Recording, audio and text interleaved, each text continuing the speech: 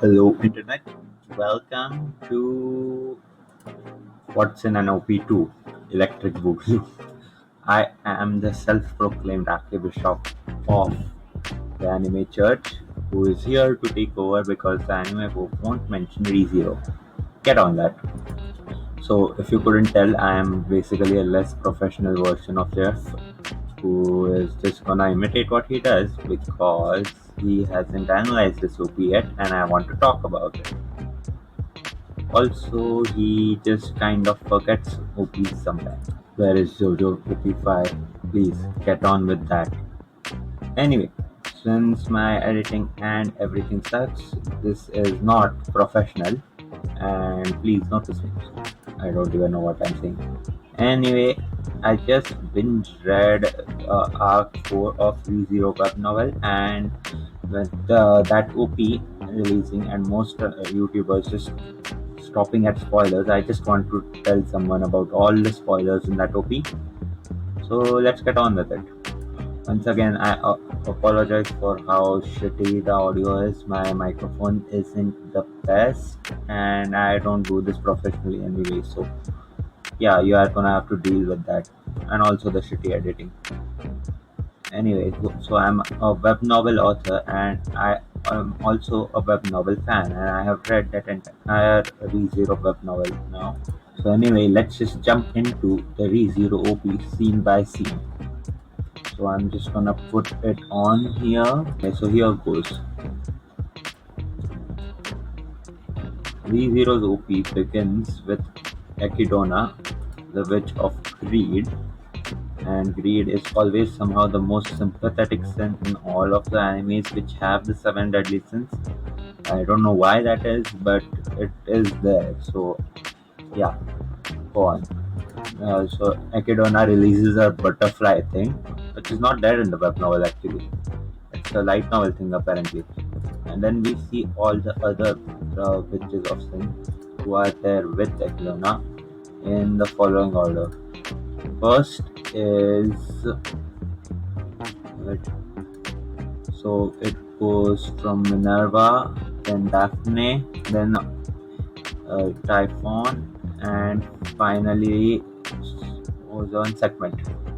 Then we get to see Subaru's face, and he looks all terrifying and all.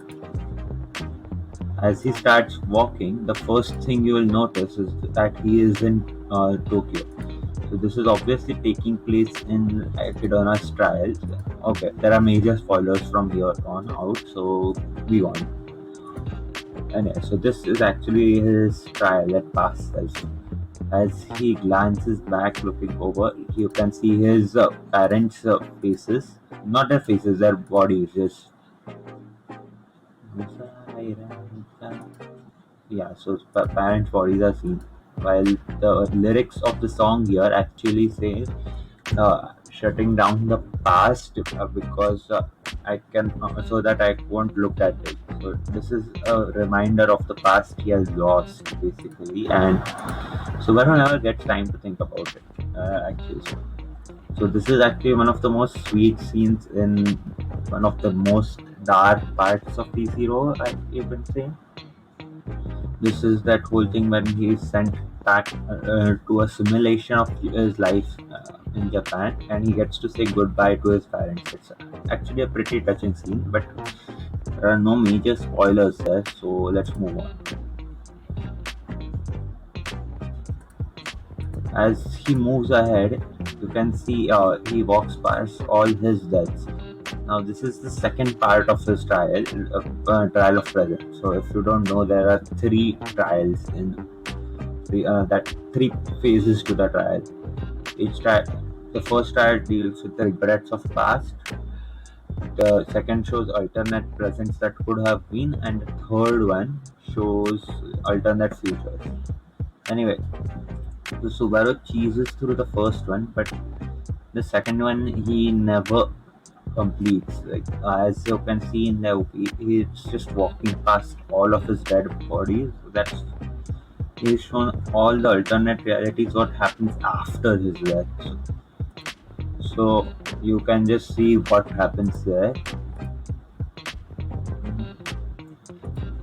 and he actually fails that guy completely. Like every time he's taken to a death scene where Amelia is dead, he just breaks down. That's the whole thing. You will see further on. I don't know if it's there in the web novel, but it's definitely there in the light novel. So as he falls onto his knees and starts crying, we can see all the remaining members of the which is called in the order. There's Regulus, who is greed, then there's Gluttony, then there's that. I do believe it's the little girl from before, and then there is Elsa.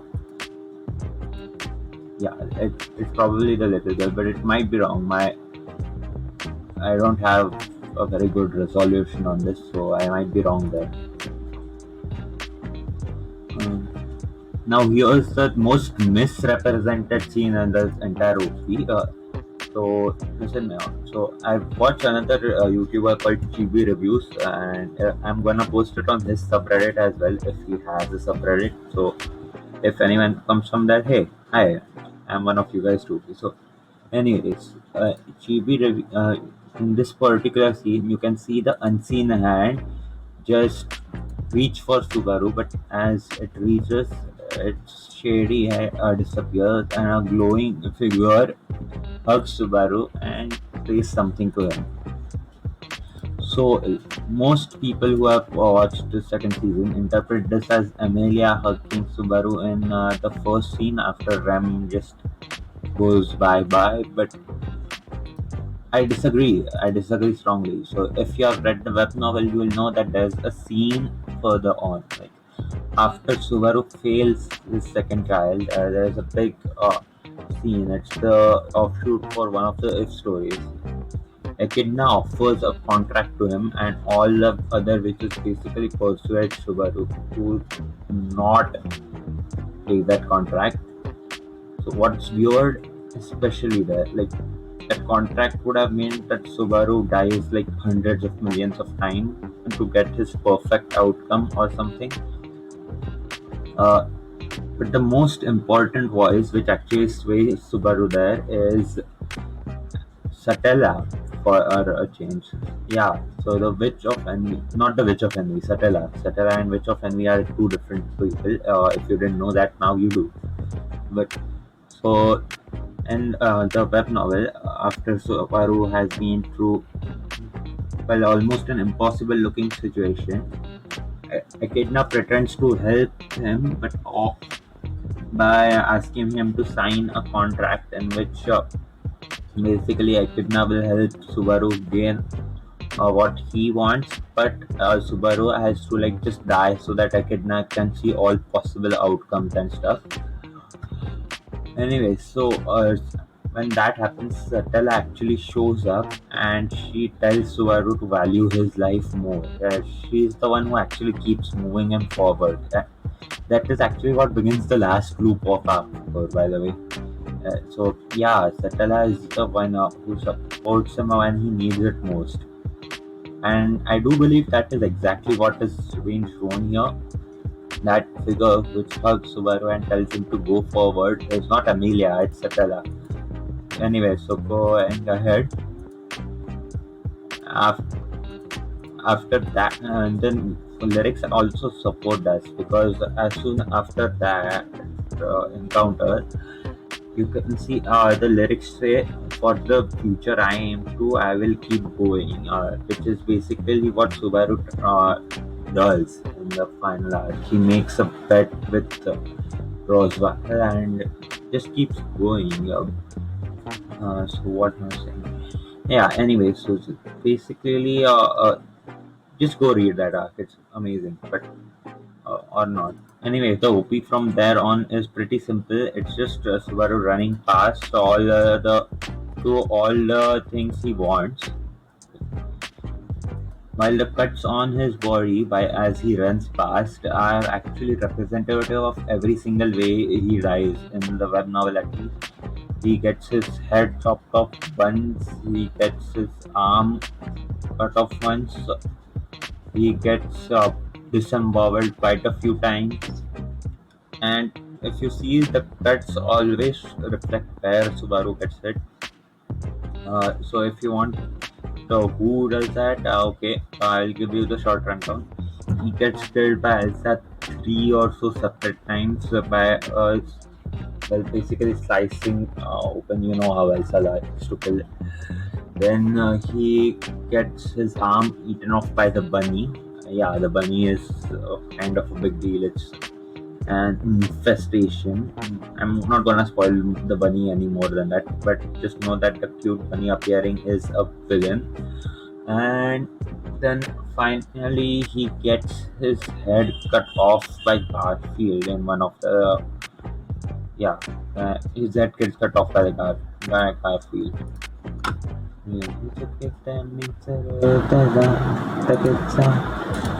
The other parts are just show what he wants, and then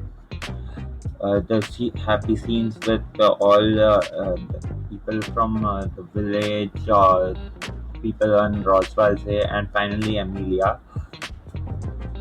Uh, yeah, so there's that, and then when he reaches out for the light, you can see the butterflies again, and actually everyone who is shown in those pictures is connected to Echidna. So there is people in the sanctuary which are connected to Echidna because its sanctuary is her grave. Then you can see the Lewis figures. You actually also see Roswell's and Betty's arm because they both are connected. Yeah, you see Roswell, Puck, and Beatrice because, well, you'll see they are connected pretty important. They're pretty important to Echidna, and Echidna is pretty important to them. That's a big spoiler for later, though. So, well, who am I kidding? I've already spoiled the shit out of season 4 anyway. So basically, I'll spoil the rest here too. So Roswell is Echidna's student, and Puck and Beatrice are basically her children. There, I spoiled it. I warned you there will be some major spoilers here. And then finally, we see the T which ignites Subaru's witch factors, and, he just keeps collecting them. So yeah, I think that's where it's going. And then we finally see the bunny. Now the bunny and the unseen hands are connected to the other witches. The bunny is connected to Daphne, who is the witch of gluttony, and the unseen hands are Satiras. But yeah, they were also sloth. Yeah, so, sorry, they were also there with Sekhmet. So I don't know how.